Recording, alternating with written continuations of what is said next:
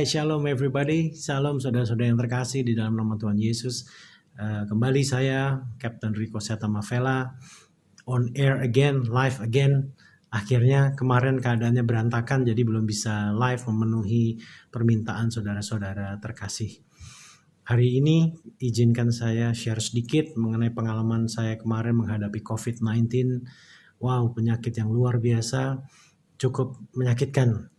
Saya ditanya kapan awal kenanya, saya nggak ingat. Tetapi waktu itu akhir Februari saya terbang ke Jeddah, keadaan saya sedang sakit. Tiba-tiba sakit pagi itu, saya sampai dokter datang ke pesawat, kasih obat sama saya, periksa, tapi saya dinyatakan oke, saya terbang.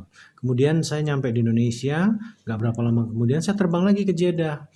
Hari itu saya agak nggak enak badan, tetapi masih oke.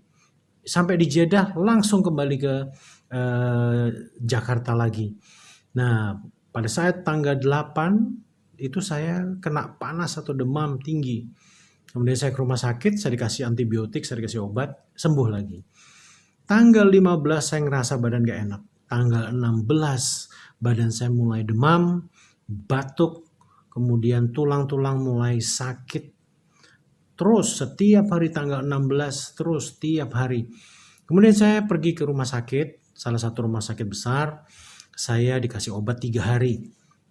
Obat tersebut lumayan nahan untuk antibiotik untuk paru-paru. Kemudian saya di ronsen, periksa darah. Darahnya lumayan bagus saat itu. Tapi hasil ronsennya menyatakan saya kena bronkopneumonia. Nah, 3 hari dikasih obat ternyata nggak sembuh, batuknya makin tinggi, makin eskalasi, panas saya setiap hari masih ada. Saya datang lagi ke rumah sakit tersebut, dikasih obat 5 hari. Setelah dikasih obat 5 hari, saya juga nggak membaik. Dan akhirnya batuk saya makin parah. Setelah 5 hari, saya datang lagi ke rumah sakit tersebut untuk periksa corona. Tetapi saya tidak dapat slot. Saya ke UGD, saya minta dirawat di UGD, mereka give up.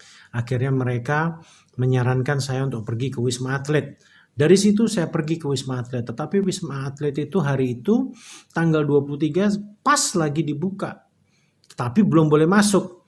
Akhirnya saya nggak bisa, saya pergi pulang. Kemudian tanggal 24-nya saya kembali lagi.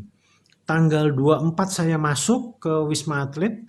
Sampai tanggal 25, sehari 2 hari, di situ saya nggak ada yang menghandle sama sekali.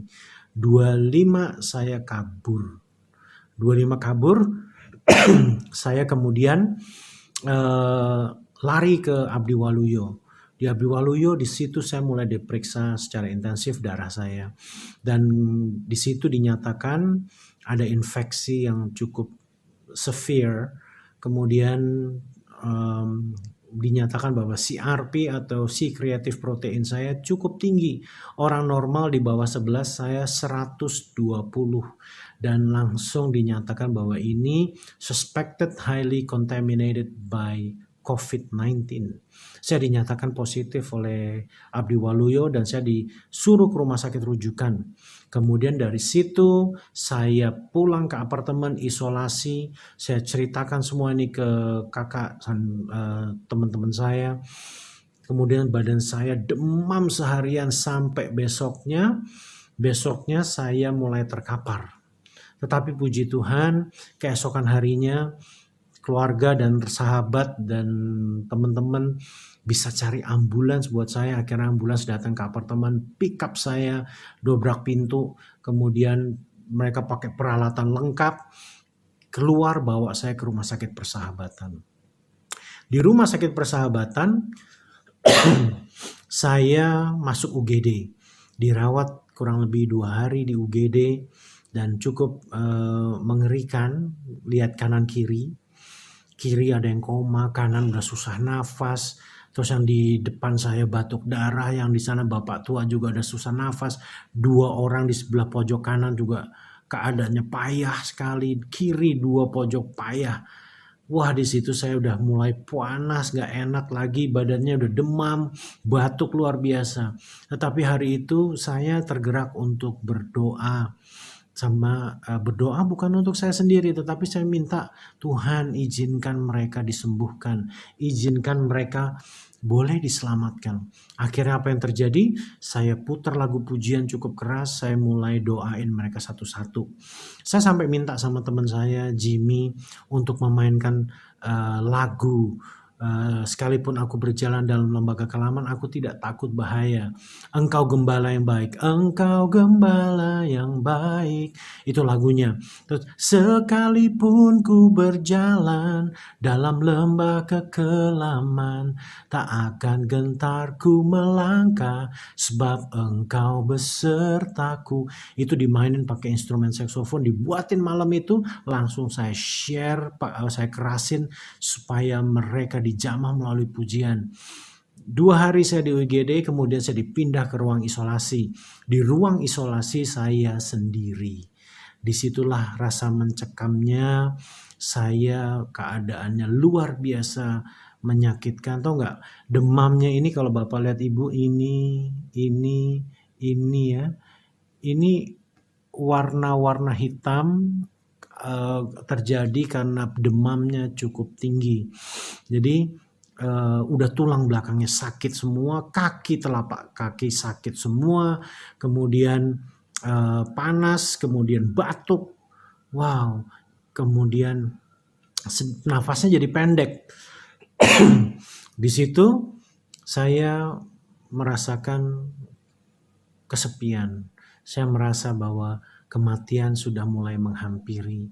Di ruang itu isolasi, saya sendiri, saya cuman bisa worship, saya cuman bisa doa, saya cuman bisa minta kekuatan sama Tuhan untuk melewati semua ini.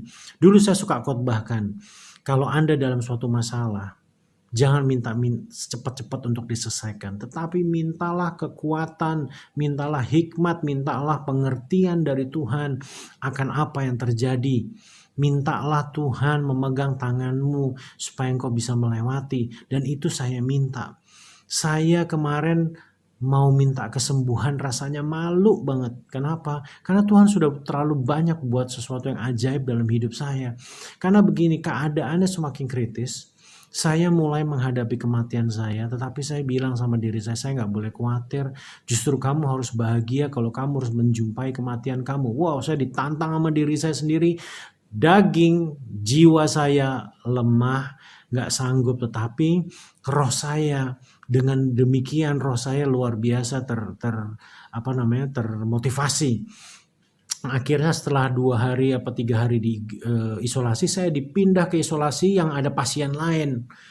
Dan saya yakin sekali kenapa ini saya dipindah, karena memang ternyata ada rencana Tuhan yang harus saya penuhi. Sekalipun saya sekarat, sekalipun saya terkapar.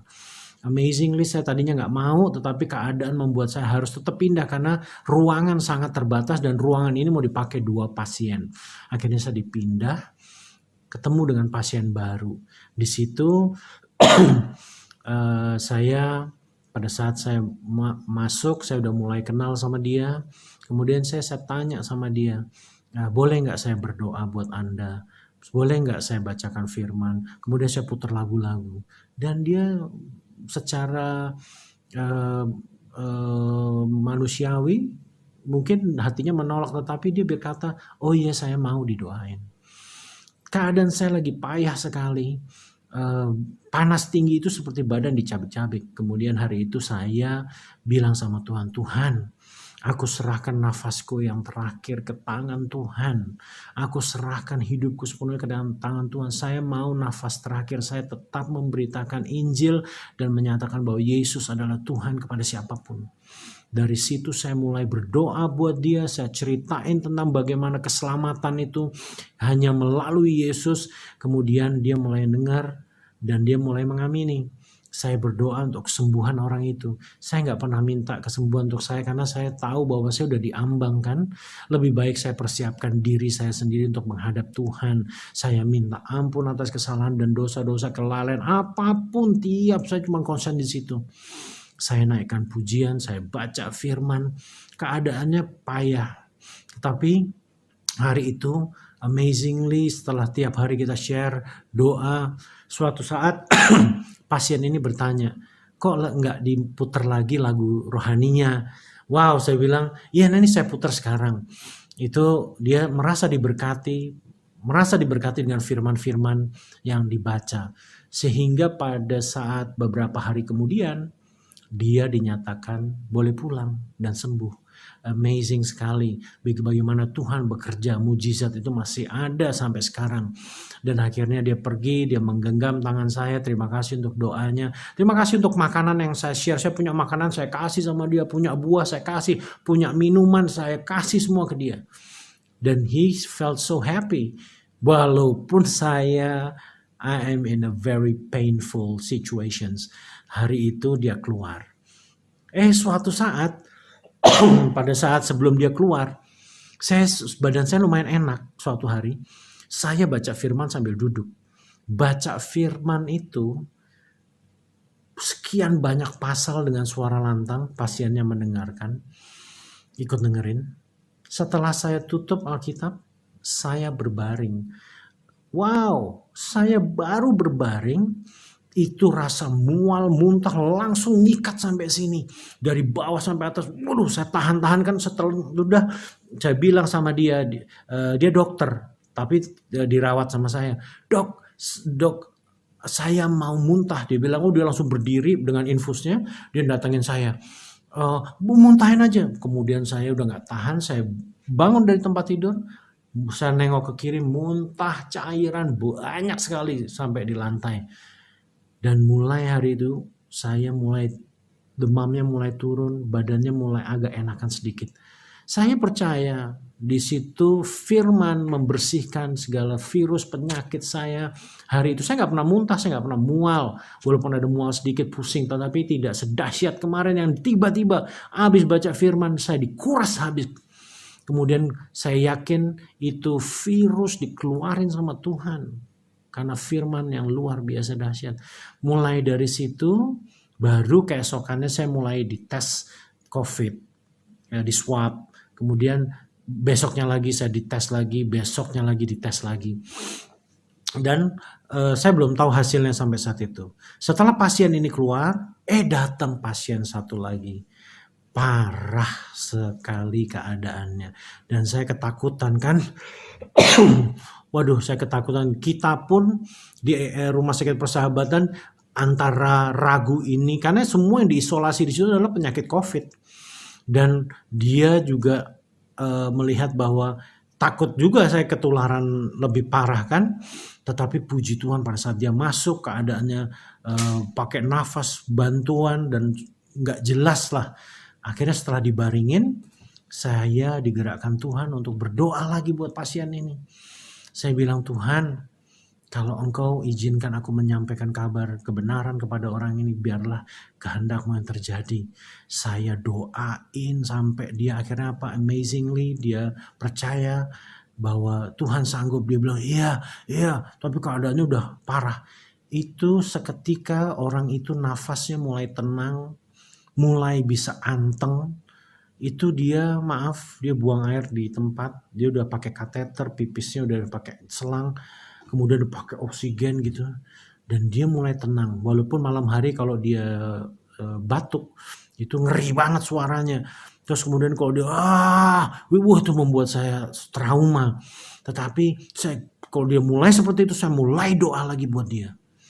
Saya lagi demam, saya lagi juga mengalami sesuatu yang sangat painful, tetapi saya belajar dari Tuhan. Saya belajar gini, dari Sadrak Mesak Abednego, Daniel 3, 17, 18. Gampangnya seperti ini aja, sekalipun Tuhan berpaling dari saya dan tidak menolong saya akan tetap mencintai Tuhanku. Dan aku akan tetap melakukan kehendak Bapa. Aku belajar dari mereka, Sadrak Mesak Abednego. Kedua, saya belajar dari Ayub 2 ayat 10. Masa saya hanya mau terima yang baik saja dari Tuhan, tetapi tidak mau menerima yang tidak baik. Di situ saya belajar, saya menyadari saya ini hanya debu. Saya hari ini bisa dipanggil Tuhan kapan aja. Nafas bisa diberhentiin. Saya nafas cuma setengah-setengah. Sesak nggak terlalu.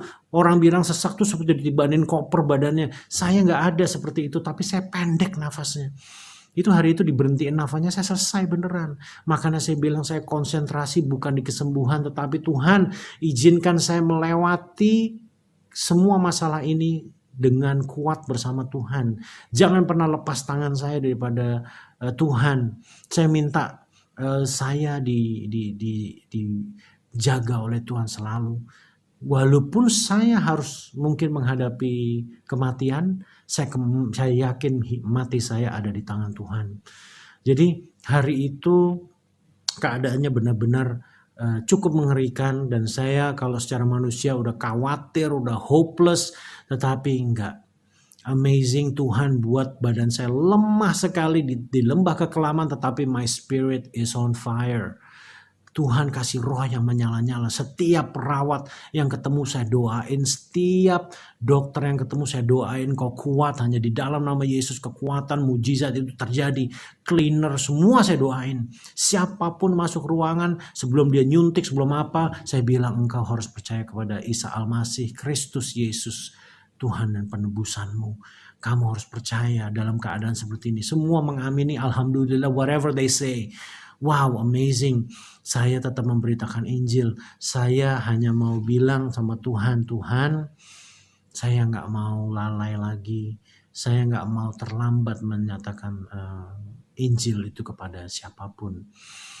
Dan hari itu, pada saat saya tidak memikirkan diri saya sendiri, saya melihat amazing sekali Tuhan buat thousands of people pray for me. Ada yang dari Australia, ada yang dari pelosok-pelosok manapun, dari banyak tempat lah. Kemudian ada satu sahabat saya namanya Om Frank, dia worshiper. Kemudian saya ditelepon tanpa basa-basi, saya disamber dengan suara yang dia teriak. Dia berdoa kepada saya untuk kesembuhan saya dan jamahan Tuhan. Dan itu terjadi mulai pelan-pelan sama diri saya. Saya ngerasain sesuatu yang luar biasa menjamah saya. Saya kerasa banget badan saya mulai, wow, kenapa ini? Tapi saya mulai aminin, saya mulai worship spontan, saya mulai perkatakan amin, haleluya, terima kasih Om Frank, thank you very much for your prayer. Itu lagi panas-panasnya. Demam saya ngeri banget. Itu gak enak banget. Dan tahu gak kalau demam? Itu seperti roh jahat datang sama saya. Kemudian bau obat yang saya minum semua keluar nguap dari badan saya. Dan baunya kayak formalin. Formalin seperti orang kalau meninggal dikasih formalin. Jadi saya tuh bayangannya udah mati kapan aja. Wow, saya bilang suatu pengalaman yang sangat luar biasa berjalan sama Tuhan. Hari itu saya minta juga sama Tuhan, saya mau diberi roh seperti ke-12 murid Yesus yang berani mati untuk mengabarkan Injil. Saya minta sama Tuhan, kalau memang saya masih hidup, saya akan lakukan. Saya minta roh itu ada padaku. Dan suatu saat mulai berangsur-angsur, tetangga saya, pasiennya mulai bisa ngobrol, saya kasih buah lagi, saya kasih apa yang ada pada saya. Terus saya berkati tiap hari, saya share firman Tuhan, saya doain. Sampai akhirnya suatu saat tanggal 2, tanggal 3 saya diperiksa pagi, saya dinyatakan boleh pulang. Itu ronsen, tiap hari saya di ronsen, badan saya jebol kali.